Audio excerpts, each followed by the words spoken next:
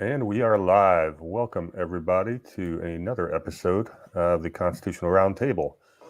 I am Brady, also known in some corners of the internet as the War Hamster. And joining me today is Mr. Constitution himself, Douglas V. Gibbs. Our host, Andrew the Citizen 1776, will be joining us shortly. He was having dinner with his wife, so he's on his way. And Doug says he's got plenty to talk about. So, how are you tonight, sir? I'm doing well. There's always plenty to talk about, especially since we live in interesting times, which is actually a Chinese curse. May you live in interesting times. It's also a Chinese blessing. It's both. I feel like mine's delayed here. Something's going on weird. I've got a halo today. I don't know what's going on with my camera. You've got a halo. I feel like I'm delayed, but otherwise everything's working out great. Hey, Chris. Right on time. As we get ready to get started here, let me do something that's very important. Pop a pistachio in my mouth. Feel my free. audience would expect no less. And I think let's get talking. Now, of course, the thing that's been on everybody's mind has been, and I've been meaning to do a video. I just haven't had the chance to do it yet. What's been on everybody's mind is the Trump indictment. And rather than talk about the indictment itself, what I would like to talk about is the ways that in the Constitution they did what they could to avoid such weaponization of the political system. They put in guards to avoid this kind of thing, this kind of weaponization of politics and the judicial system and legislative offices and all of that was a problem during the time period that they were colonies. They recognized this kind of shenanigans. This is what the British did. This is what the tyrants did. And, it's funny because shenanigans is nothing new. I was reading earlier about a case. I went back over it. I'd read about it. I've read about it a number of times. I decided to go back over it again. Now I got to see if I've got it here. In which what had happened was, and this was one of John Marshall's cases they took, and I can't remember the name of the case off my top of my head. I have a feeling War Hamster might know. And what had happened is Yazoo, the Yazoo deal.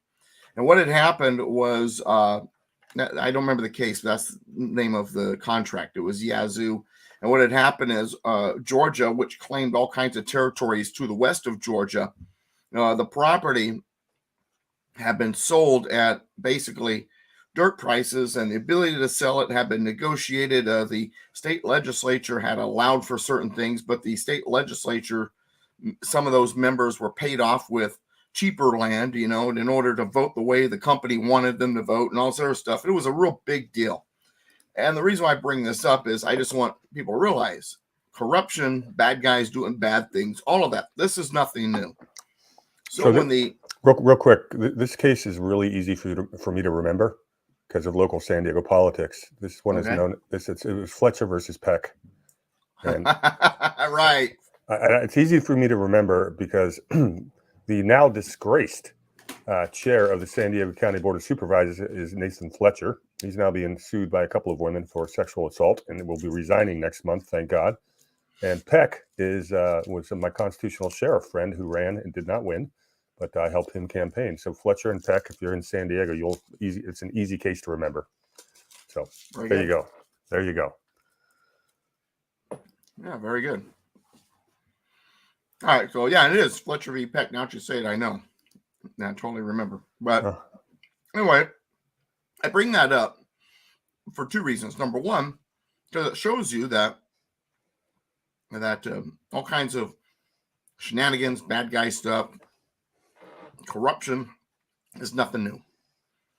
The other thing of that case, the reason why it's so important, is this is where a shift had happened with judicial review.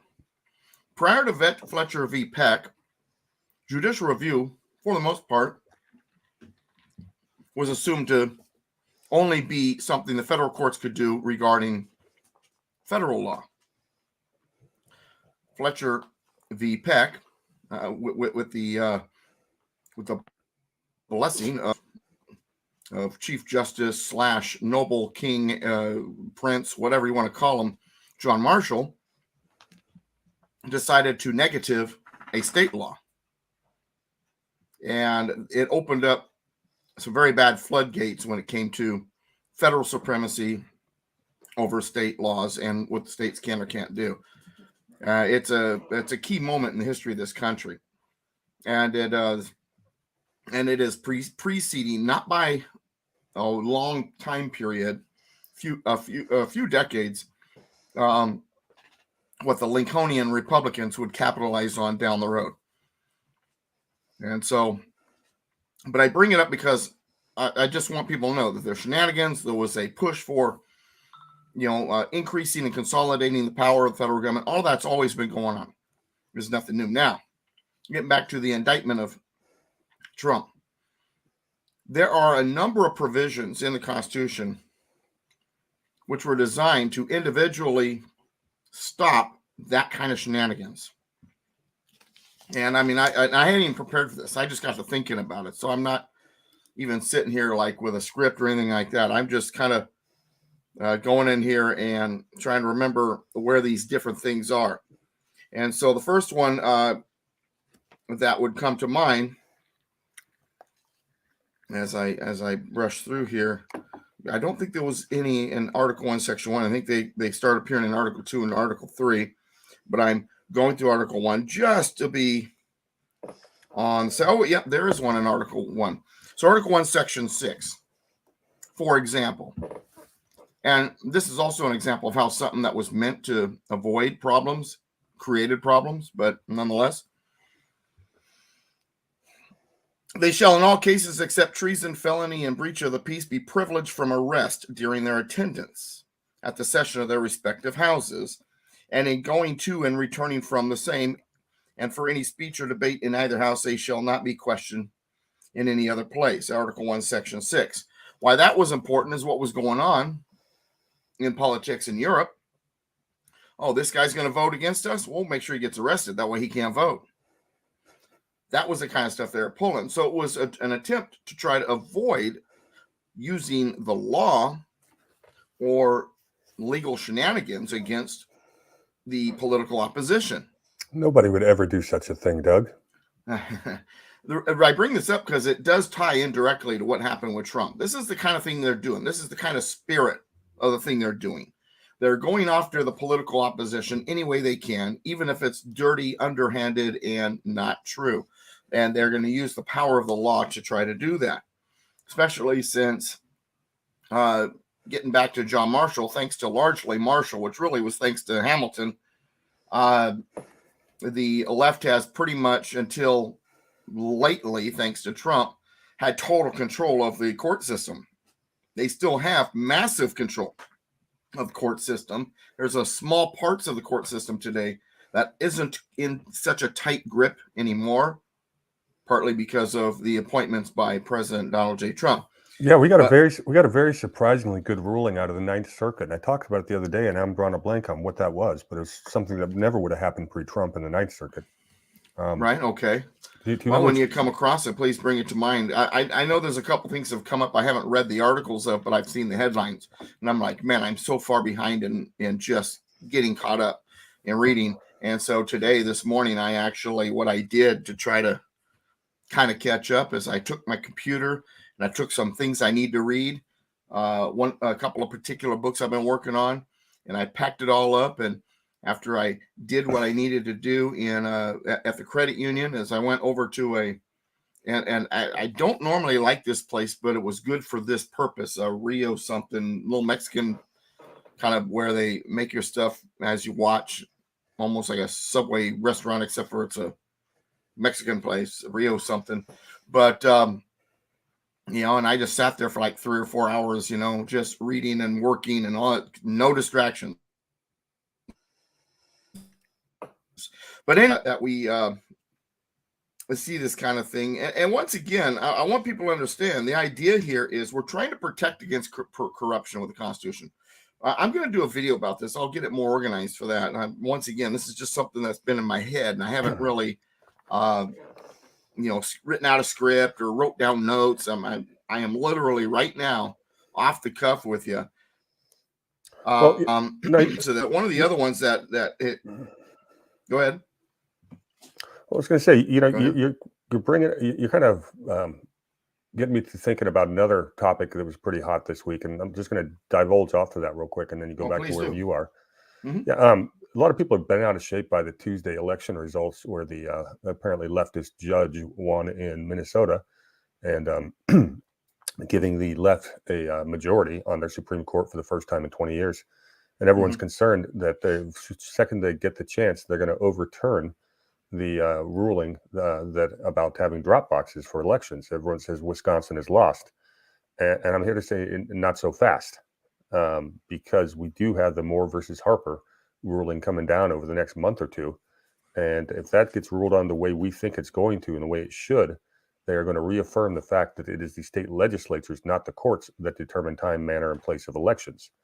That basically, and the Wisconsin legislature is ostensibly Republican majority, even though the Speaker, Robin Vos, is a deep state traitor, proven by the fact that he fired Mike Gableman, who was actually investigating election shenanigans. But there is hope in Minneapolis. This Moore versus Harper case is a very big deal. It's going to help swing states get their election laws right, or at least better. But we have to, as a people, as soon as this case comes down, you need to be calling and writing your legislators, because they've got a very short window, just till the end of this year to get those election laws in place for 2024. So this is a time to get very active once this ruling comes in. And it's a big opportunity to clean up some of the opportunities for shenanigans. Pennsylvania is another state that a lot of people are concerned about, because there's been some things going on, and they're afraid that the election law there is going to continue to be monkeyed with too. And there's, that's what I was getting yesterday. But they've got a Republican legislature that was trying to put in better election laws, and it was the Supreme Court that kept overruling them. And so Moore versus Harper absolutely helps Pennsylvania as well. Several of the swing states are going to be improved just instantaneously.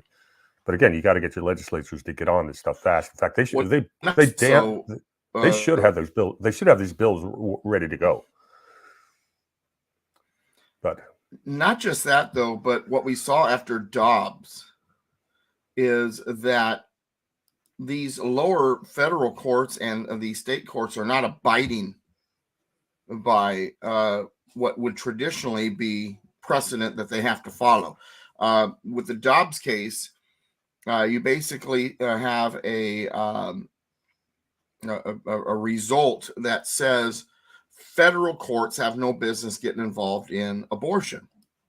And so therefore it's up to the states. And then what's happening is then the states started passing these laws that were supportive of the life of an unborn child and keeping them alive while they're traveling through that first stage of being a person. And then these lawsuits get into these lower courts. These lower courts are striking it down and say, oh, it's unconstitutional. How's it unconstitutional? Dobbs just said it's unconstitutional for the federal courts to take it in the first place. It's up to the states. Now the states are saying, okay, we're going to do it. And you say, no, you can't do that. And so we're seeing the leftist side of the courts refusing to abide by things they disagree with. Precedent suddenly doesn't matter to them anymore. Case law suddenly doesn't matter to them anymore. Not that I'm a fan of these things per se, but that's not what makes the Constitution, but it is an important part of the legal system. And if the Supreme Court says, hey, it's none of our, business to get involved in this issue from a constitutional standpoint, and the lower courts are saying, screw you, we're going to do it the way we want, we got a problem. We have a constitutional crisis. And that's what we're seeing going on right now. Yeah, and the problem with the Dobbs case, and which was ruled correctly, there's none of the federal government's damn business, is the previous day they ruled on the New York gun law and basically said that the federal government has a say in states' gun laws, and they most certainly do not. And I think Doug's the one who said it best: is be careful what you ask for, because at some day in the future, you might have a liberal Supreme Court, and you want them messing with good gun laws. It's one thing to mess with the bad gun laws, but it goes both ways. The point being, the federal government had no business in a state's gun laws in the first place. And so this court has not been as consistent as we would like, on that exact subject. They ruled one day they got it wrong, and the next day they get it right. So, how do you, makes it a little difficult. We don't actually have the principle is not being firmly established. And I think that allows for the ambiguity, ambiguity for the lower courts. Another place where they try to protect against, especially legislatively, but against the government weaponizing itself, is in Article 1, Section 9, where it disallows the suspension of the privilege or the writ of habeas corpus. In other words, you get your full due process. You get your day in court. It is unconstitutional for you to not have your opportunity in court. You are innocent until proven guilty. You have opportunity to have your day in court. Privilege or writ of habeas corpus shall not be suspended. And then right after that says no bill of attainder. What is a bill of attainder? This is in Article 1, so we're talking legislative branch. A bill is a legislative instrument, and attainder is a punishment. So in other words, a legislative instrument cannot punish without you having you can't go without due process law. In other words, the legislature cannot act judicially. They cannot issue punishment through a legislative means. You are entitled to your due process of law and your day in court and all of that. Once again, these are, and the reason why I bring these up, while they may not be directly related to what went on with Mr. Trump, President Trump, these are indirectly related. These are things in the Constitution that's saying we recognize their shenanigans and we're going to put this stuff in place to make sure it doesn't happen. That's the reason why I bring this stuff up. I think it's an important thing to bring up. I think we need to understand. I mean, I'm writing a history book right now, and interestingly enough, this morning I started writing 2 of the chapters, the discovery of gold in California and the approach to the war between the states, which has been kind of fun. But so, I just finished writing all about this and the shenanigans that the British government put the colonies through when they wrote this Constitution. They're like, we're not going to put up with that type of corruption. We are not going to allow a weaponization of the political system and the judicial system. So we're going to put these clauses in the Constitution. Now we have a system that has become King George and the British Parliament, the same exact people we fought an American Revolution against, that kind of people are now in control of our system. And these provisions in the Constitution were put there to stop them from doing the very kinds of things they're doing. And they're now, because they're interpreting the Constitution and the law to say what they want it to say or mean what they want it to mean, and they're playing implied powers, and they're playing a game with a lexicon. Well, that isn't what it really meant. It actually meant this. And they're getting away with it. They are. Here's the reason why I bring all this up. If they were going to play this game with the Constitution, as an observer, the person they're playing it against is exactly who I'd want them to try it on, because he's not going to put up with it. It is going to get interesting. Go ahead. I was just going to point out, I'm just going to say that I'm a little bit flattered that you've adopted one of my main words, shenanigans, into your lexicon. So I'm very flattered. I'm using that word since I was a kid, but thank you for the... It has to be mine. It's all right. It's not. I didn't invent the word. Yeah, no. But actually, it's yeah. I'll have to look on Political Pistachio now, the history of how many times I've used the word shenanigans. But anyway, go ahead. Well, no, it's actually just in this world of censorship on YouTube, it's a very good word to talk about. We say election shenanigans. You can't get booted for that. They haven't found a way to censor that word, so it's actually really useful. Yeah, I'm thinking about doing a video about the Revolutionary War and using words to describe that conflict that I know they freak out about, and see if just describing history gets a video booted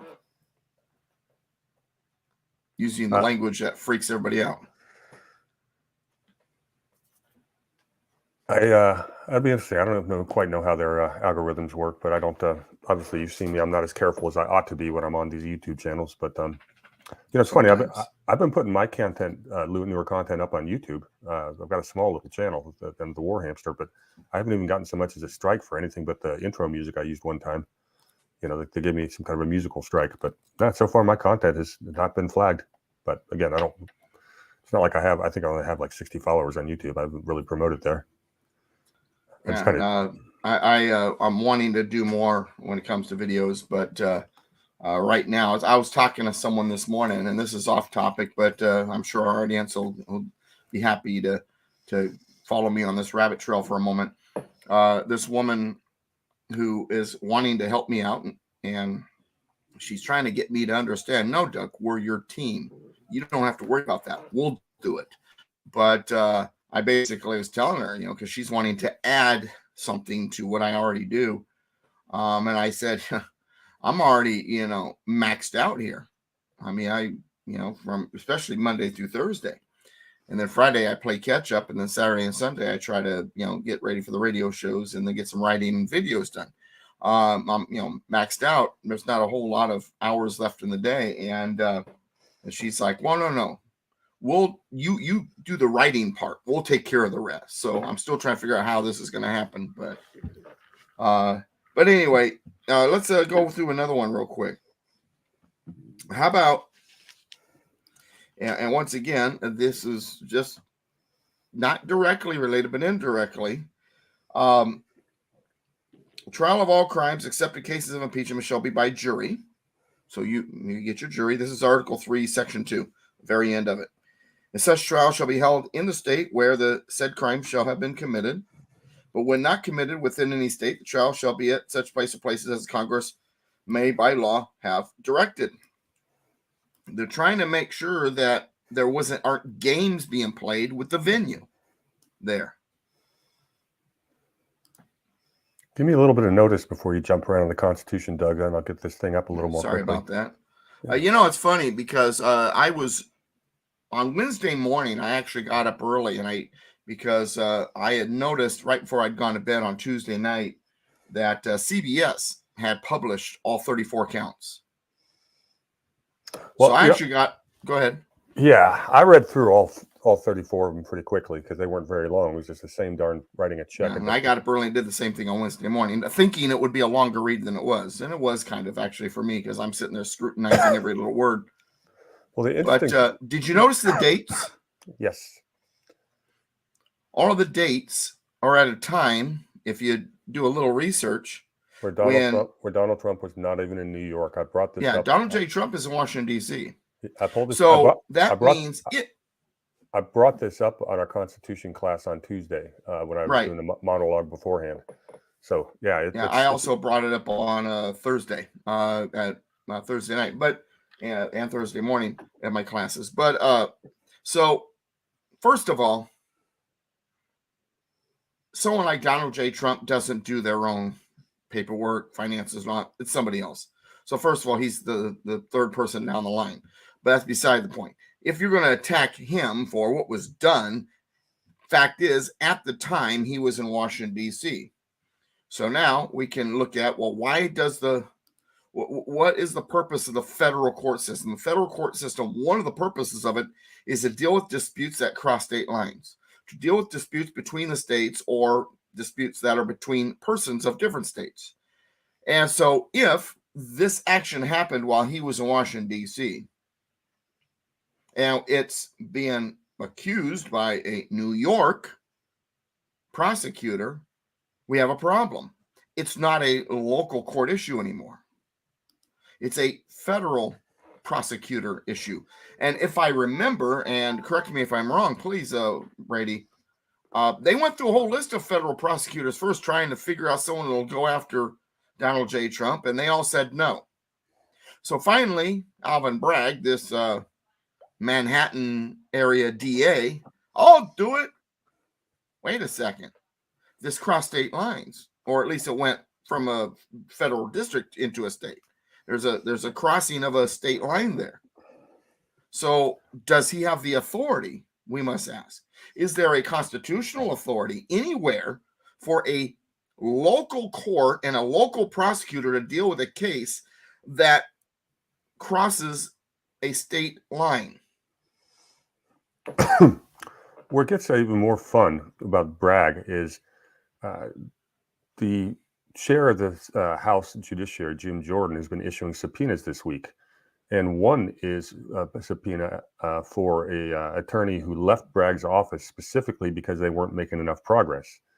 The other subpoena is for a gentleman by the name of Brian Colangelo. Well, who's Brian Colangelo, you might ask? Well, he used to work for the Attorney General Letitia James of New York going after Trump, and then he was working under Merrick Garland going after Trump, and he steps down from that to go work for Bragg's office, and magically, somehow they come up with this 34-count indictment. So Mr. Colangelo is going to be a face that we're going to become familiar with as well. Now, of course, they are fighting the subpoena, but we have precedent from the last few years of witch hunts that apparently a congressional subpoena is all-powerful, because they just jailed people like Steve Bannon for refusing a subpoena. So this is going to get interesting.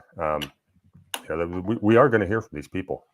And Mr. Colangelo apparently is a career, get Trump, I'm going to get, show me the man and I'll find you the crime. And that's who he's been doing, going after Trump for years now. So that is going to be a fun little hearing one of these days.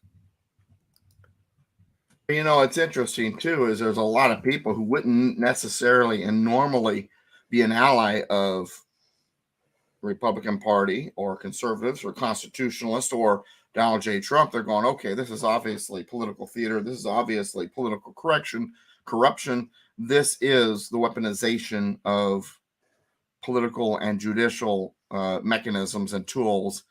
And it's obviously a problem. It's funny because when you look at this, when even persons on the outside are saying, whoa, wait a second, something's not right here. There is something that is either illegal or there's some type of corruption. And these are people that are outside of, once again, his support group. It tells you something.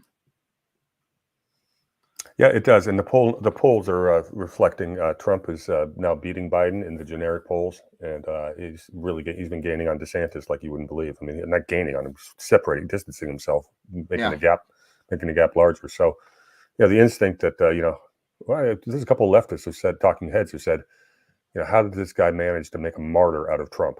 That's a leftist saying that. Yeah. That's probably not a smart political strategy, and that's why Dan Bongino talked about it quite a bit. That a lot of the left is splintering; they're not happy with Bragg at all, and it weakens their other attempted cases. But and it makes them look like witch hunts as well. It's like sometimes although you and I pay attention or understand that it's always been a witch hunt, it's waking up more people to it when it becomes this blatantly obvious. So they can't stay blind forever, I think. At least some of them can. And the real key here, and this goes back. The real key here, and this goes back to something you said earlier too, is be careful what you ask for, or what you do. And I've been saying this about gun laws for the longest time. When I talk about McDonald v. Chicago, for example, McDonald v. Chicago had outlawed handguns. And the case, a guy named McDonald sued, and it worked its way all the way up to Supreme Court. Supreme Court said, Chicago, you can't do that. It's a violation of the Second Amendment. Now, the Second Amendment, when written, was specifically designed to keep the federal government from making any gun laws. Shall not be infringed, shall not be infringed. States can make some gun laws. I'm not saying that states should do things like ban a handgun or what California does. That's not what I'm saying. I am saying that states have more leeway than the federal government does from a constitutional point of view. And the idea of shall not be infringed only applies to the federal government. When someone says to me after Chicago McDonald v. Chicago, oh my gosh, it's a win for gun rights. My response was, don't be so sure. Think about what just happened. A federal court, the Supreme Court in this case, dictated to a local government what it could or could not do regarding gun rights. Yeah, this is the exact point I was making about that New York gun law the day before the Dobbs case. Same darn thing. And talk about Bruin. Yeah, and you specifically said that day. You said that in class. Be careful what you ask for, and it's absolutely correct. I do not want the federal government sticking their nose in states' business. Period. And especially when it comes to the gun laws. Now think about the precedent this creates here. You've got a Manhattan grand jury who has decided that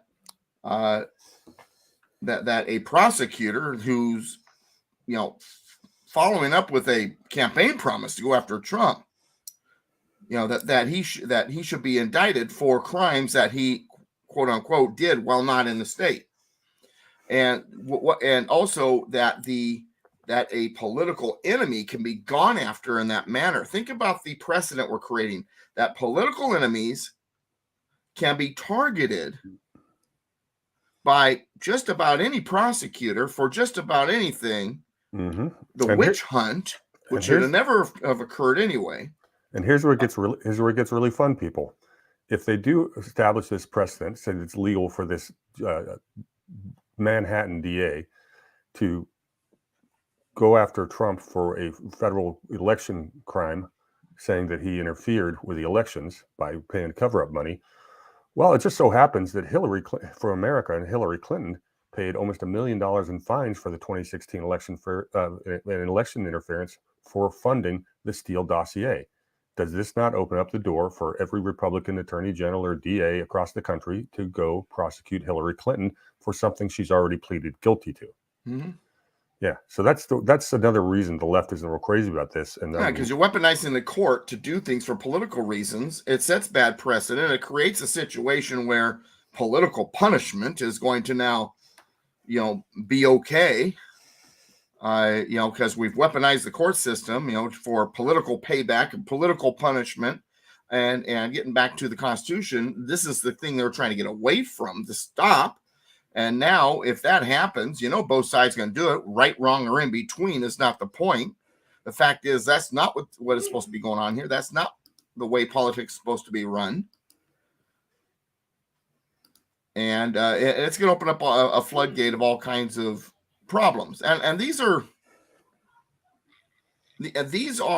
misdemeanors that are being said to be felony crimes, first of all. So, first of all, we're going to take something we're going to say, well, the law isn't really fully explanatory. So as a prosecutor in the court, we're going to say it's actually worse than it was, regardless of what the law says.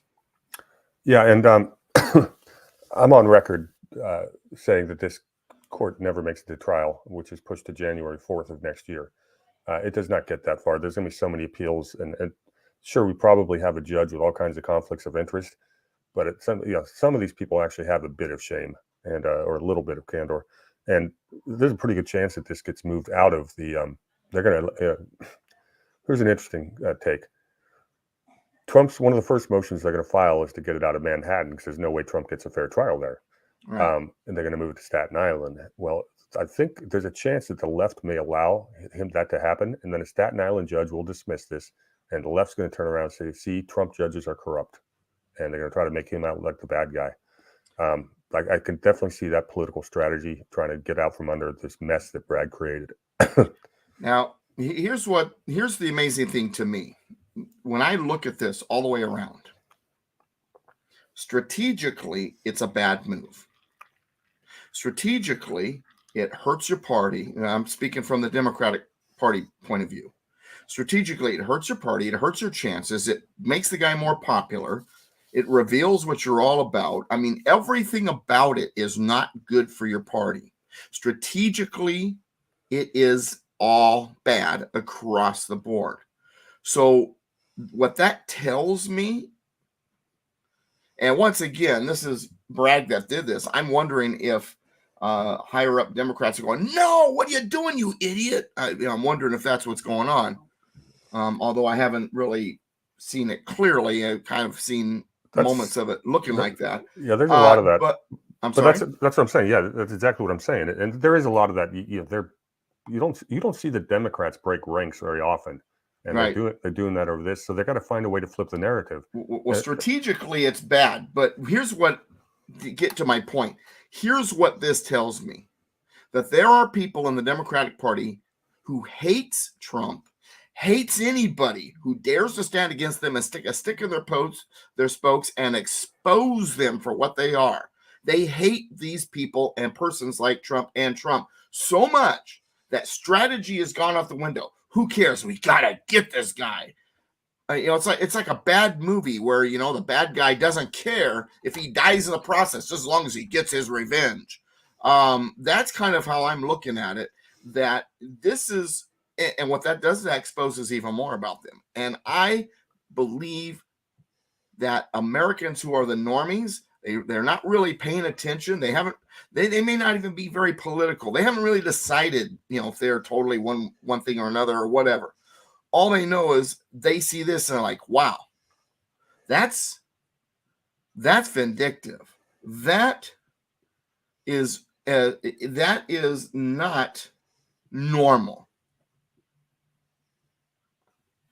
I think it goes beyond what we see on the surface, is my point, and I think it's damaging across the room. But also, it really shows that they're willing to do whatever it takes, anything, and they don't care if it may destroy them.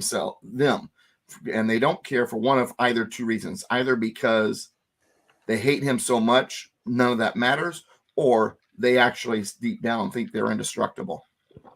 How many people of voting age and room temperature, IQ, and even have a pulse don't already have a very strong opinion about Trump? So if you actually see people changing their mind about him at this point in time, he probably made a bad strategic ploy. I'm suggesting they're going to find a way to get out from under it, and that they will do that by letting the jurisdiction be shifted out of Manhattan. But that's the only that's the only way I see them salvaging anything out of it at this point. But I'm going to be paying a lot of attention to the subpoena fight with Colangelo and the other former guy from the DA's office. Someone else pointed out to me that there is no Manhattan District Attorney's Office. It would be called, it's like the County of New York. The DA, but we keep calling him the Manhattan DA. Well, it's located in Manhattan, or the office is, yeah. But technically, I guess it's not even the correct term. Howdy. Mr. Andrew, what's going on, buddy? None much. Sorry about that. My wife and I were at dinner and with the kids, and we looked at the timer like, uh-oh. Hey, so I pulled a Doug. So viewers, if you're watching and you see Andrew picking his teeth, that's why. So Andrew, we were Doug and I had a little bit of an interesting discussion about him co-opting my favorite word, shenanigans. So what I'm going to do is we're going to sit there and select from the synonyms see which ones Doug should use instead. See, I kind of like this third one down here, this frolicsomeness. That'd be a good one to use. Antics looks all right. Hanky panky here. Monkey business, hijinks. Does that say naughtiness? That does say naughtiness, and that definitely applies to the people we're talking about. Does it say also vandalism? That does say vandalism. Yes. Man, Doug. Wow. You got a whole bunch to choose from, Doug. But you're probably just going to stick with shenanigans. Okay. All right. So according to Political Pistachio, I used the word shenanigans on December 16th, 2015, October 21st, 2015. I didn't know you were following me back then. March 14th, 2020. January 18th, 2015. So actually, no, that's not my article. That's Alex Ferguson's, who was writing for me. My apologies. He used shenanigans. So I guess there's more people using shenanigans than, let's see. May 6, 2016, in an article I wrote, Time to Unite Behind Trump. I was not sure about Trump at that point. I used the word shenanigans in that article. All right, you're off the hook. I didn't know you were following me back then, but I appreciate it. Yeah. Shenanigans. I'm trying to think. April 27th, 2008, in an article I wrote called "The Days of Noah, Part 1: The Clock is Ticking." Hey, would a synonym for shenanigans be like goofing around? Yeah, not in this context, because we're talking in this context. Yeah, this is a little more serious. Okay. We're using it in the context of when we talk about what happened during the 2020 election. We just call it shenanigans. But so what's on your mind? You got any topics for us tonight? Any questions? We just got done, going through the entire Trump indictment. I think we kind of killed that topic for now. Well, I guess give me a brief. I guess Doug would know this term. Give me a sit rep on what's going on with that. Unless they not use that word in the Navy. Well, I'll do that because I'm the concise what? one. Sit rep, situational report. Like, what's going on? Yeah, no, I was out to sea. All right, it's a whole different ball game. Yeah, it's an intelligence term. No, basically, Doug's I was talking. around intelligence people, but I wasn't intelligence. Wait. Are you saying you were not intelligent? No, I said I was not intelligence. Okay, I had a top secret and at one point even eventually a crypto because of the offices I had to go into. But it wasn't because I was one of those people. It's just because I had to go into their offices. Is it just me or is Doug really behind on his video? Yeah, I noticed that at the beginning. I'm not seeing the lag, but maybe I am. Maybe I'm go with StreamYard. No, just give you your quick synopsis. Doug's. Hold on before you do that. This would be really funny if I tell a joke, and then all of a sudden out of nowhere we just see Doug just start laughing. The little human rain delay. That's assuming I would laugh at your jokes. There we go. That's it. Well, yeah. So Doug's talking about the jurisdictional issues of these 34 count indictments, and he's absolutely correct.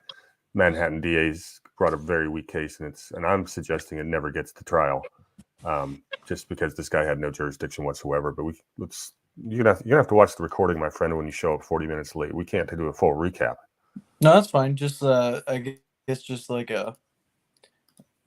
Never mind. It's fine. I'll just rewatch it. But no, I mean, I had something. I'm trying to remember what it was. So another fun topic that's been making the rounds was the announcement by the Federal Reserve that they're going to start. All right, hey, Brady. Yeah. What I'm going to do, so both you guys just bring me back in. I think if I redo this, I will get rid of the delay. So I'm going to exit and then re-enter and see if that fixes that delay. But go ahead, just watch for me and bring me back in when I do it. Yeah, I'll hold off on starting the story because you're going to want to hear it from the beginning. Hey, Brady, here's something that's interesting that I always wanted to bring up with you that you mentioned in one of your Zooms was IG Farben. Oops, I lost your video. I lost your audio, Andrew. And I guess I'm here alone. Did you freeze? No. And it looks like Andrew has frozen. Doug is back in. Andrew, are you unfrozen yet? How about now? Yeah, you're good now. So you were yep. Doug, you good? Yeah, you look good. Anyway, what I was saying is IG Farben. Yeah.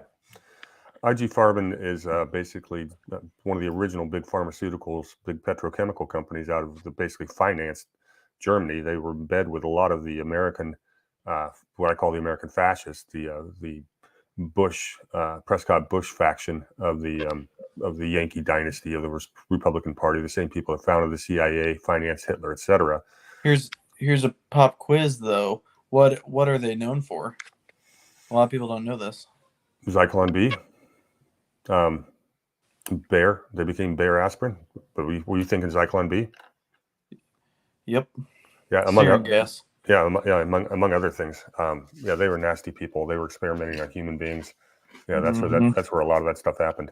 Hey, how close is that and sarin gas? Or are they identical? I don't know. I'm not a doctor. I couldn't tell you that. I think they're close or they're identical. I don't remember which one. Yeah, I've heard that. Yeah, all those. Yeah, they were all developing this stuff. It was Americans working with the Germans to do that. It was American money. So IG actually, Annie Jacobson in her book Operation Paperclip talks about that, and I guess Dr. Blum was one of the ones that involved in it because I think he was like the assistant surgeon general under what was his name? Ambrose, I want to say. I think. Ambrose. Anyway. So the topic I wanted to bring up was the Federal Reserve talked about coming this July, they're going to start using it as a digital currency, and everyone's freaking out and say, "Oh, we got to get your cash out, everything like that," because of all the bank turmoil going on. That's not exactly what the Federal Reserve is doing. They're not putting us on a digital currency. This has to do with interbank transfers. They're going to start doing it digitally, but they're already doing that. They already do this with overnight movings of ones, moving ones and zeros around. So, although this whole central bank digital currency thing is something to be very concerned with, the crash of the dollar is something to be very concerned with. That's not what's happening in July. That's not what the Federal Reserve just announced. But you get on these text threads and people get all panicky and you're going to do stupid things. I've got friends like our friend there at For the Republic screaming, "Take your money out of the bank, run for the hills," and so that's so. I'm glad that you're bringing that up because now I know how to respond to these people because I've got a lot of people are basically they're freaking out and then they're trying to sell everything and get ready and. They're preppers on sort of stuff, which I'm not against being prepared, but on the same token. Well, I'm 100. Go ahead, Andrew. Let me say this. Sorry, but this is a really good question. I also wish Alan was on here because I'd like to hear Brady and Alan's point of view on it. But and I have this question, and then I have a comment or another question that I want to say that's kind of separate. But this one is related to this. Is all the people like Nino and all those guys, they're all like pushing gold and stuff like that. What is your take on, because I've heard, like, for instance, from Dave Ramsey where he's like, don't invest in gold. Gold is not as reliable. Just, the stock market's fine. And then there's some people like the stock market is crap and go get gold and all this other stuff. I mean, from a person on Wall Street, what do you say? Well, I think it's always good to diversify a portfolio, and gold has over other periods of loss of confidence in the currency. Gold has been, in inflationary times, gold has been a good hedge against it in the past. I think gold prices are manipulated. I think a lot of these gold companies that are issuing digital certificates are going to be found that they don't actually have the gold that they claim to. I think you got to be very careful about who you buy it from. I think physical sometimes is a better way to do that. When you have physical, you got a couple of issues. First of all, what you're saying is you want physical gold, even though there's issues with that too. But yeah, so the issues with physical is you've got to pay to store it, which means you got to build a safe, what have you. You also have to pay you basically buy them from a pawnbroker because that's the license you need to be a gold dealer. It's the same thing as a pawnbroker. So you have incredible markups. So you're not really getting a good value from an investment standpoint. The commissions are large, the spreads are wide. But the other problem is, if you're actually going to report your capital gains, all gold transactions are treated differently. You don't get long-term capital gains. It is always taxed at a 35% rate, no matter how long you held it. So it's from an investment standpoint, owning physical gold is not that good of an idea. If you're going to own paper gold, you need to make sure it's going to be with a company that actually has the gold they say they do. They're not rehypothecating, meaning loaning it out to different places. So you're saying for instance, like Noble Gold, very popular in like the conspiracy theorist realm, the truth movement. Yeah, the truth movement realm. Yeah. Well, because they reach out with sponsorships. I mean, but there's a lot of big names that are using Noble Gold and some of the other ones. I don't have anything negative against Noble Gold per se, but I would just do one heck of a lot of due diligence before I trusted a certificate of gold. Yeah. I want to make something clear though. The reason why I say conspiracy theorists, so when it comes to basically, I'm referring to the drifters, the grifters. Sure. That's what I'm referring to as conspiracy theorists. So a lot of those, and I could name names, and I have before, but a lot of them have Ponzi schemes going. You don't want to play around with their games. You need to do a lot more due diligence. But they're making a lot of money, some of these grifters, which brings up a really interesting article that someone just sent to me. And I haven't even read the whole thing because I've been busy talking with Doug here. But this is going to be an interesting constitutional topic. And we have a headline: Texas bill proposes a state-issued gold-backed digital currency. Lawmakers in the United States are proposing bills that oppose the development of a central bank digital currency based on the U.S. dollar. Texas is considering an alternative approach with the potential establishment of a Texas state-issued gold-backed digital currency. Mr. Gibbs, can they do that? Is that constitutional? I would say no, because Article 1, Section 10 is pretty clear that they can't emit bills of credit. And while this is not a physical bill of credit, it is essentially a bill of credit. It is an electronic bill of credit. Bill of credit being currency or bonds or other securities. The Texas legislature proposes a state-issued gold-backed digital currency with no purchase limits. The comptroller shall establish a digital currency that is backed by gold so that each unit of the digital currency issued represents a particular fraction of a troy ounce of gold held in trust. Now, going back to Andrew's question, when I have bought paper gold for clients in the past, I have always used, and this is not investment advice, do your own due diligence, thank you very much, a ticker symbol PHYS, short for physical, and that's the Sprott Physical Gold Trust, because I've done my homework and they do every single ounce of gold that they issue, a piece of paper represented, is accounted for. They can be trusted, and they are very much hard currency people at Sprott, and there's a few other outfits out there that actually do a good job of issuing paper gold. What fascinated me is when Andrew asked the question, it was a one or the other type of question. In other words, either it's good or it's bad, either or way over here or you're way over there. And in most cases, when it comes to most situations or issues, I'm a firm believer there's always middle ground, or there's always a compromise, or there's always a balance. It doesn't have to be either or. And with your answer, on my pecking right area like of the chicken coop. No, he froze. It sounded like the beginning to Intergalactic by the Beastie Boys. You know that song, right? Who did? Me? Yeah, you did. You started sounding like the intro to Intergalactic. Yeah, I don't know why I'm having issues today, because this is the same computer I always use. You know, maybe someone in the house is playing video games or something. I don't know. Yeah, the last, well, Doug, I hope you fix the technical problems, but we'll push through. Another interesting factoid about gold is that the central banks around the world bought over 1,300 tons of gold in 2022. That is not only the all-time record, but it's like 3 times what they've done any other year. The implication, of course, is that the central banks are a little bit concerned about the dollar. And did we lose Doug again? I think we did. I'm gonna have to repeat that statistic for him. Hey, real quick before he comes back, because I know you're gonna want to wait till he comes back. Do you know who Laura Eisenhower is? Doesn't ring a bell. So she is the granddaughter of General Eisenhower, okay, former president, and she does stuff with like Nino and Scott McKay and all those people and whatnot. And she's claimed publicly that she was like kidnapped by aliens and like went to Mars, and people are ridiculous. I just found out about that. And she does a lot of stuff with 107. And I'm just like that. I feel like that more discredits a lot of those people, because it's that and the noble gold. Like they're always pushing noble gold, and it's like, I don't know. It just kind of seems like that. Like you said, like it's kind of like a scheme going on. It's weird.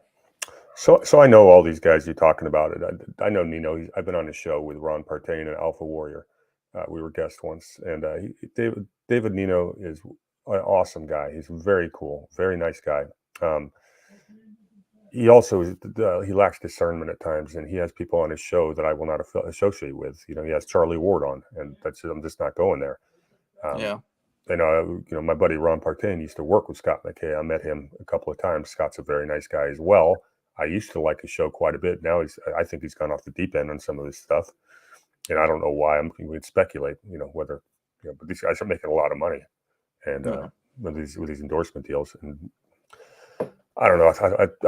I think that we become a PAY patriot, which it appears some of these guys do. And again, I like these guys, but I don't agree with their conclusions. I think they're, you know, you watch them, they'll get somebody on there, you know, they start making up stuff, talking about the I don't know, called the quantum financial system. It's going to be online in 2 weeks. No, it's not. Or people say, well, Oh, is that like the Nasara and Jasara thing? Is it? Hey, that's another good question. Is that what is up with that? Because that's financial and that's your world. Yeah, Nasara Jasara came about in the 90s. It was a hoax back then. It was debunked in like 1994. It keeps coming back. It made a huge comeback in 2020. Everyone started talking about it again. No, there is no Nasara. There is no Jasara. They're decent concepts, and I understand why people fall for it, but it's it's not real. We're not going to the quantum financial system in 3 days. All debts aren't going to be canceled. Well, maybe that may happen someday, but it'll be a different way. Yeah. Hey, Doug, we're talking about aliens. Yeah, some of these people come on there with some of the ridiculous stuff. Thanks, Chris. Yeah, I like the guy, but what can I say? I think when someone will come on there and they start talking about the white hat aliens, and these guys will sit there on the screen just nod along like a bunch of trained SEALs. It's like, use some discernment. I mean, Nino sometimes asks tough questions and sometimes he just accepts it. And I want him to be consistent because I think he's a good dude. He means well. He's a patriot. And Scott McKay's woken a lot of people up, and I think he probably means well or meant well. I mean, I don't know where he is now. I don't know the guy. Obviously, a whole lot of audience likes him, but so Doug, are you with us? Can you hear? Mr. Technical? Yeah, I can hear. I'm not understanding why I'm having so many issues because it's the same everything that I always use. Well, we can't solve it tonight, so let's just stick out the show. And so the statistic I brought up that was interesting regarding Andrew's question about gold is central banks around the world bought 1,300 tons of gold in 2022. That is not only an all-time record, but it's like 4 times higher than back in the 50s when they were doing about 300 tons a year, and that was the highest on record. It was in the 1950s. So what my question, of course, is why are the central banks loading up on gold last year and this year? And inquiring minds want to know, are they that convinced that the dollar, the monopolar role of the dollar as a reserve currency is going away? Who knows? Yeah. Well, here's a question. Go ahead. Well, I was going to say, while economic hard times would follow the United States no longer being the reserve currency, the fact is, it is survivable. Britain used to be the reserve currency. Now, while their economy never fully recovered, it got better. So, what is your thoughts there on that, Brady? Ask the question again. I was finishing up the article and missed like half of what you said. I apologize.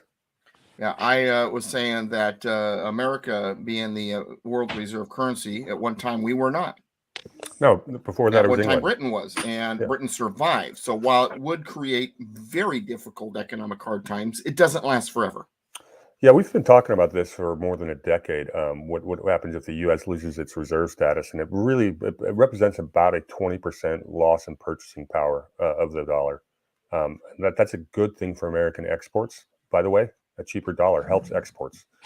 It makes imports more expensive, which hurts China. So there's some pros and cons for it. My take has always been that having a single reserve currency is not necessarily a good thing. You want currency competition. If your capital goes to where they are managing the money more effectively, it serves as a check and balance of an irresponsible government. So I like cross-border competition of major currencies. Same thing with taxes. I want tax competition. This is how you keep a government in check. I want a multipolar world. And I think if we, the problem is if we emerge from this with, 2 or 3 different currencies, we're going to be competing against the East, and they're going to be using cheap fossil fuels, and we're going to be using us in Europe going to be using expensive green energy. That's going to be a disadvantage. We'll get past it at some point, but if it started tomorrow, we're at a disadvantage in many ways. Another important point is if you look at these other countries like the BRICS that are trying to unwind themselves from the dollar, which is obviously is happening right in front of our eyes. The whole financial system is really tied together by the Bank for International Settlements, and the BIS is dollar-based. So to unwind themselves from those years of contracts, it's incredibly tangled web is not going to be as easy as the average person thinks. You can't just say, okay, we're not going to use the dollar anymore. Well, what about all the debt you owe to the Bank of International Settlements? And that's a lot. Every country does business with the BIS. You have to participate on the global stage. So they can't replace the BIS overnight. That's been one of the issues with the BRICS, et cetera. Last issue, I tell you, they're going to face is, a lot of talk is, Russia's now trading a lot of their stuff on the Chinese yuan. How do we say it? China's got its own set of problems. They got two main ones. They got a demographic time bomb. A lot of it thanks to their one baby policy, one child policy. They're about to run into a situation where they've got this huge, massive population of retired people, and almost no people of the working age to support them. That doesn't work, and that's something going on all over the world. The two exceptions: most of the world that had a baby boom around World War II, and then they had a smaller generation. And then the United States and India had an echo boom. That would be our millennials. So the United States and India, from a demographic standpoint, are better off than everywhere else in the world. Everywhere else had a baby boom and then a bunch of smaller generations. That is a huge economic hardship. You'll see the eugenists talk about this all the time. So that's why we got to kill off the useless old people. Well, I'm not okay with that because my parents happen to be those old people, and I kind of like my parents, so it's a bit of an issue. The other thing China, that's a big issue, is they've got a debt problem that's worse than ours. And, it's an old economic joke about Chinese numbers. You can't believe them, of course, but, they'd say, they'd get 100 Chinamen and, give them a shovel and they spend all day long digging a ditch. And then they spend the next day taking the same dirt and put it back in, and they count it as 2 days of GDP growth. So that's, Chinese economics, the numbers can't be trusted. They never have been. But their debt problems that's a big issue. They can't be trusted as reserve currency. So what do we want? Who should have the right to, mint currency? Should Texas be able to do that? Should the people? Well, the governments have proven unable to do it responsibly. So maybe there needs to be a shift. And I think that the three of us should be able to exchange, anything we want that we all agree has value. And, that's really where the future needs to be. But, then you have to worry about all the counterfeiting and everything like that. So is there a cryptocurrency solution? Perhaps, probably. Is it going to be one backed by gold? Maybe, but I'd rather see a basket of commodities like gold, oil, silver, land, that kind of stuff. And of course, those things all shift in price against each other. Is there an algorithm that can be written to make that work? Yeah, probably. At the end of the day, it's he who controls the supply of the currency that matters. And right now, Congress gave up that to a bunch of private bankers. So, this is a problem that needs to be solved. There are solutions. It matters who's in charge when it becomes crisis time, which could be coming sooner than we'd like, because right now the wrong people are in charge. All right, I'm done with my monologue. Very well said. Well, thank you. Well, we're at the 1 hour mark. You guys want to go on about another 5-10 minutes, or Not with my issues that I'm having. It's driving me nuts. Okay. And I'm not understand why I'm having the issues, because I've done nothing different. Andrew, you are muted, my friend. There we go. Whoops. Well, I mean, when was the last time you took your computer on a date, Doug?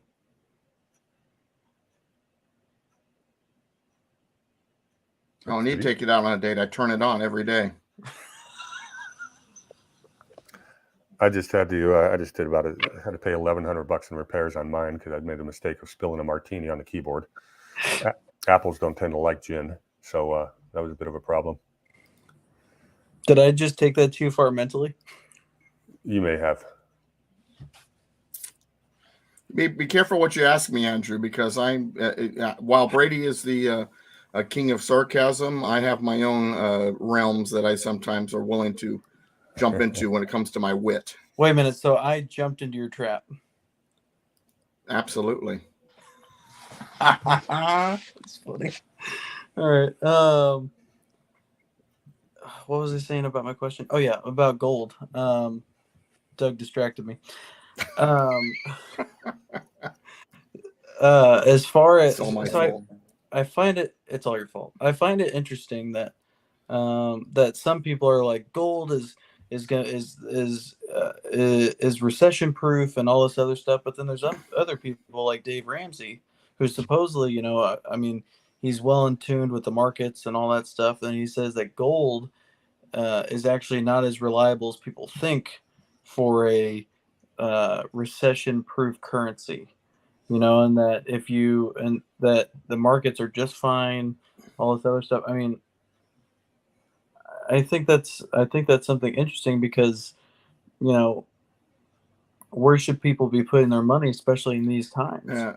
Well, Brady kind of, hang on a sec, Brady. He kind of responded to that earlier. But what fascinates me about your question again, and I tried to say this earlier, but the issues were so bad you didn't know what I was saying, is it is fascinating to me that it's an either or. There's balance, and I think that's kind of where Brady went earlier. Yeah, diversification. Diversify. Yep. You need to reduce your risk by spreading it around. That's really the way to do it. Not everybody can do that. But let me ask you this other question about gold. It's really interesting. Okay, you buy gold for the zombie apocalypse. Well, when the zombie apocalypse comes, you're gonna have you have a gold coin. That's how you normally get your gold, and you can't really use that to buy a dozen eggs. You need to be able to break down that ounce, this gold coin down to much smaller pieces. So that's why I'm a bit of a fan for that scenario. I think silver is much better as an alternative currency. There's a noise in the background that's absolutely killing me. What noise? I don't know. There's some background noise in my ear. All right. Well, if nobody else heard it, then I guess it's just me losing my mind again. But no, silver is a lot more, a lot easier to break down into smaller bits, and it's more useful as a trading everyday currency. But people figured out it's not what the form of the currency is that matters. It's he who controls the supply. And we've talked about this ad nauseum, but I mean, they've used everything from tobacco leaves to Eastern Island statues to tally sticks. All kinds of things have been legal currency. As long as they can't be counterfeited, and as long as it is something we all agree has value, then it can be used as a medium of exchange. And we'll figure that out. It will be solved because it has to be. I've got to be able to give you a dozen eggs, and you got to be able to give me something of value, and that's the whole reason currency exists. So we will solve it.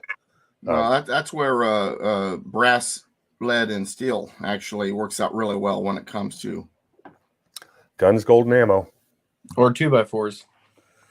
Yeah, so whatever's tradable. We don't want to go to a barter system, but that still works. But there will be a currency solution. If it's imposed on us by a bunch of globalists, we're not going to like it. If they try to do a global digital currency where they can, withhold us based on our social credit score, we're not going to like it. But there are solutions, and you see Texas coming up with a solution right now. Maybe it's not constitutional, but maybe it happens anyways. What if everyone in Texas agrees that it is? Do they? The Congress had the right to mint coin. They gave it away, even though they're not allowed to. So does that make it a free for all, open season? People have to be able to exchange goods. So something will happen. Hey, I got another topic. I didn't look much into it, but maybe you know a little bit more about it, Brady or Doug. Supposedly, according to some generals, I guess in the Navy, they're preparing for war with China in the next couple of years, and they've been basically removing some symbols off their planes and stuff like that. Is there any validity to that? Did y'all find anything else out about that? We're already at war with China. China knows better than mess with us militarily. Yeah, this is it doesn't have to be a kinetic war to be a war. When you say we're well, war, I guess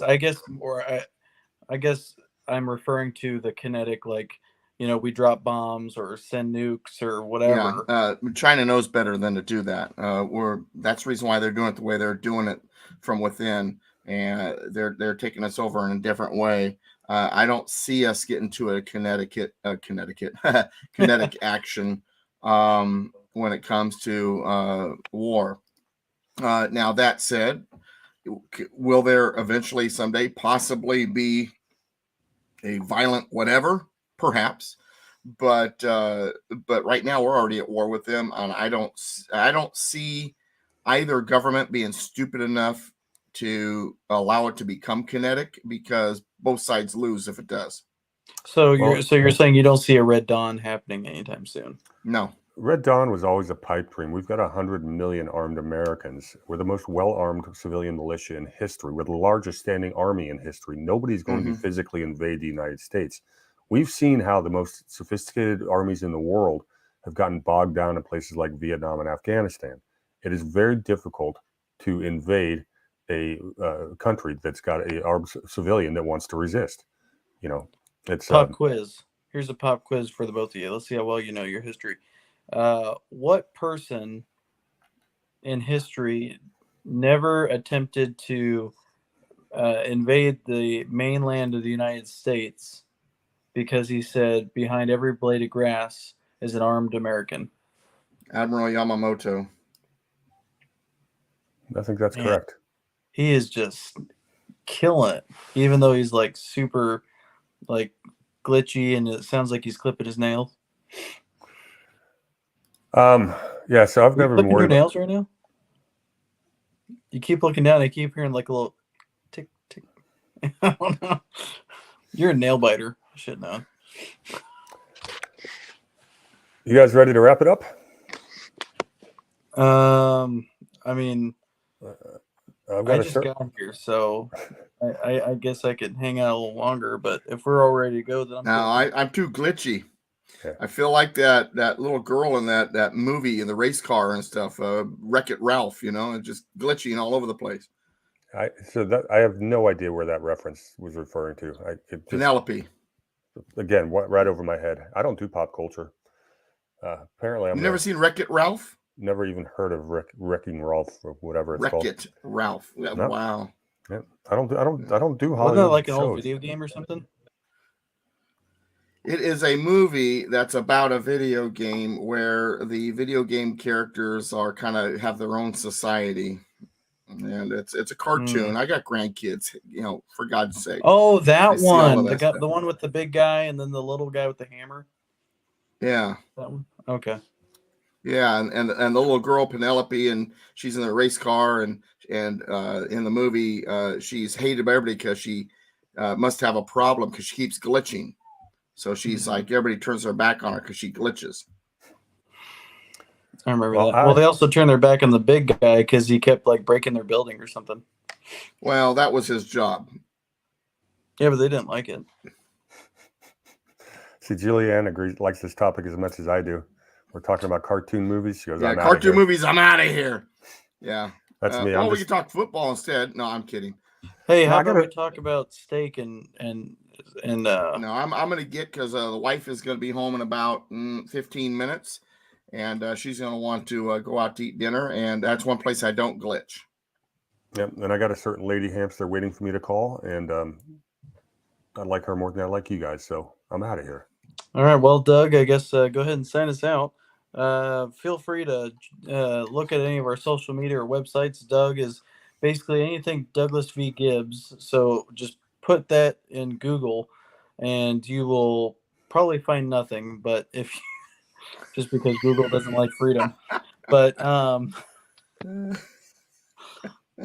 if you want to know more, it's douglasvgibbs.com, right? Or what? Yep. And then it was politicalpistachio.com, Douglas V. Gibbs on any social media except for TikTok, right? No, I'm on TikTok. I just don't put anything on there. My mom's on TikTok, and I was very disappointed. I'm like, Mom, you are 80-something years old or 70-something years old. You do not need to be on TikTok. Someday I'll put a video on TikTok. Someday. No, because then the Chinese will learn about the Constitution. What's the problem? Then more of them will want to come here. There's too many. TikTok's going to be gone soon enough, I hope. That thing is poison on our kids. All right, take us home, guys. And then hold on, and then Brady is going to be a Brady Fox with 2 X's on Rumble, and then me, I'm the Citizen 1776 _ in between Citizen and 1776 on all social media. All right, Doug, go ahead. United we stand, combined we kick butt. God bless America, my friends. God bless you. We'll see you next time. All right.